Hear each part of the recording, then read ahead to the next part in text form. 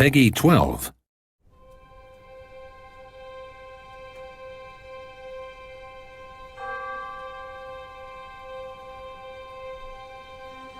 Dorado is the fourth major expansion for Europa Universalis 4. The focus of the expansion is exploration and creativity. We're adding 3 new religions to the new world to represent the beliefs of the Aztecs, the Incas, and the Maya people. The Aztecs have a new religion called Nahuatl, which is focused around the concept of the end of the world and human sacrifice and how they come together. The Aztecs believed that unless they kept sacrificing human hearts, the universe would end. So to represent this, we have a mechanic we call doom. Nahuatl nations will have a doom counter that goes towards 100. If it ever hits 100, the world doesn't end, but things go very badly for your country. And to keep this doom counter down, you have to go to war, try to take prisoners and sacrifice them to the gods. And you can also force other nations to be your vassals and sacrifice their rulers. All, in the name of keeping the universe together. The Incas have a new religion called Inti, which is based around religious authority, which is the power and prestige of the Sapa Inca, the emperor of the Incas. Incas had a big focus on their god emperors and previous emperors, going so far as to worship the mummies of previously dead emperors. To get your authority up, you will need a large territory and you will need to make all the right moves within your religion to secure your position. The Mayas have a new religion based around city-states and expansion and collapse. All of the new religions have a system we call the religious reforms, whereby these religions can sort of try to reform themselves into a more centralized and adaptable model that is ready to meet the Europeans when they arrive at your shores.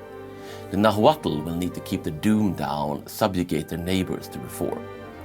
The Incas will need to increase their authority and the glory of their emperors. The Mayas just need to conquer, they need to grow, but when they reform, they collapse, they go back to being a city-state, although each time they get a bit more territory. For all of these religions, for the first 100 years, you will be struggling to reform your religion to be ready. But if you are ready when Europeans come, you will get the best religion in the game. Dorado is not all about the native states. We've also added a number of new features for explorers and colonizers. For one, we have added a new system of exploration that we call hunting for the 7 cities. What it means is that you can send your conquistadors to hunt for the legendary cities of gold and the fountain of youth. You can actually try to find El Dorado, which the expansion is named after, and you can actually succeed at finding it. These conquistadors will uncover the territory around them automatically and will get events such as finding a map to the Fountain of Youth or running out of food and being in danger of starving to death. And if you are smart and lucky, you might just uncover the fabled gold wealth of El Dorado. We've also added a system of exploration for your navies, whereby you no longer have to manually explore the seas with your explorers. Instead, each navy will have a number of exploration missions you can send it on, such as charting a coast, exploring a certain sea, or even recreating Magellan's voyage and circumnavigating the entire world. The navy will go on the mission, explore the area they were assigned, and come back. And there is also a number of things that can happen while on exploration, similar to the way the 7 cities work. You can uncover events, you might meet some people on the shores, things might happen. And if you are the first to circumnavigate the world, prestige and rewards await you. Another new feature for colonizers are the treasure fleets. When your colonies in the new world start getting gold, they will send treasure fleets, so containing that gold and silver, which means that you will get all of the gold from your colonies. However, these treasure fleets are only sent like every few months, and any pirates between your colony and your home will intercept the treasure fleets and steal some of their gold. So while you will get a lot of wealth from the treasure fleets, other nations which don't have the gold might just send their pirates to steal it from you. In order to counteract this, we've added a feature called pirate hunting, where you can send your heavy ships on patrol against enemy pirates and prevent them from taking that gold. Probably the single biggest feature in El Dorado, and quite possibly the single biggest feature we've added to E4 since launch, is the nation designer. The way it works is that you simply, instead of picking, say, France or England or Spain, you click the custom nation button and then you pick any province in the entire world to start from. And there your custom nation will appear. And from there you have a certain amount of points to spend.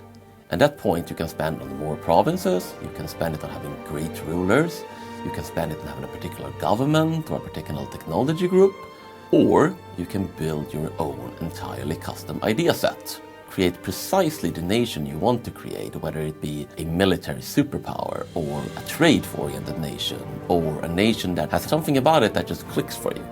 To complement this, we have also added 2 new game modes that we call Random and Custom.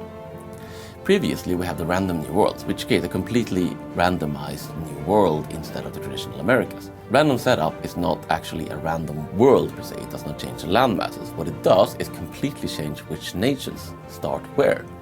If you start in a random setup, you will have an empty map, and then you get to design the custom nation that you want to create, and when you click play, the world will be filled in by all of these nations that are not in places you expect.